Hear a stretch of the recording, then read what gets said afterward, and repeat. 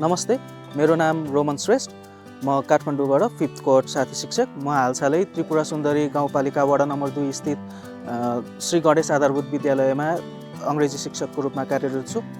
मैले धेरै वर्षको शिक्षण अनुभव हुँदा पनि साथी टिचर प्रोग्राम एसटिपी जोइन हुनुको कारण चाहिँ अलिकति मेरो यो अहिले आइरहेको बाल केन्द्रित टिचिङ टेक्निक्सहरू अलिकति धेरै यसमा सिकियोस्, यहाँको ट्रेनिङहरूबाट यो कुरा सिकियोस् भनेर मलाई अचम्म लागेको कुरा चाहिँ हामीले गरेको सानो सानो कुराले पनि बालबालिकाको पार्टिसिपेसनमा धेरै चेन्जेस ल्याउँदो रहेछ।